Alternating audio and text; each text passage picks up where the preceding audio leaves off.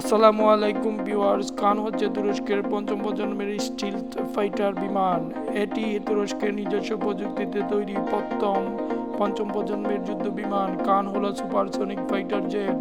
এটি রাডার ফাঁকি দিতে সক্ষম। কান হলো 2 ইঞ্জিন বিশিষ্ট ফাইটার জেট যা সর্ব আবহাওয়ায় উঠতে সক্ষম।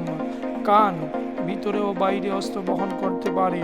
এর উন্নত রাডার ব্যবস্থা রয়েছে।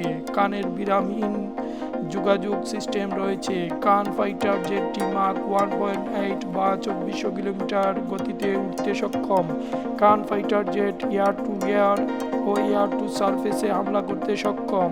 এর সাথে একাধিক লক্ষ্যবস্তুতে একই সময় আঘাত হানতে সক্ষম। কান যুদ্ধ বিমান পরমাণু বোমা বহন করতে সক্ষম। কানের রেঞ্জ হলো 3000 কিলোমিটার। একটি কান ফাইটার জেটের উৎপাদন খরচ হবে $100 মিলিয়ন। কান ফাইটার জেট তৈরি প্রকল্পে আজারবাইজান ও পাকিস্তান তুরস্ককে সহযোগিতা করেছে। কান ফাইটার জেটে ষষ্ঠ প্রজন্মের যুদ্ধ বিমানের একটি প্রযুক্তি সংযোজন করা হয়েছে, তা হলো কৃত্রিম বুদ্ধিমত্তা।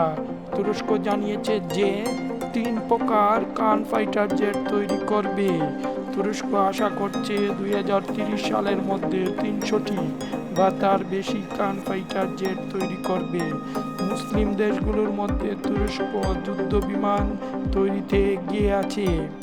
কান যুদ্ধ বিমান যা সমকালীন সমস্ত পঞ্চম প্রজন্মের যুদ্ধ বিমান হতে অনেকটা এগিয়ে তা নিঃসন্দেহে বলা যায়।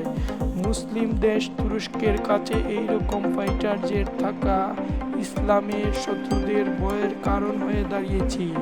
অনুগ্রহ করে চ্যানেলটি লাইক ও সাবস্ক্রাইব করুন।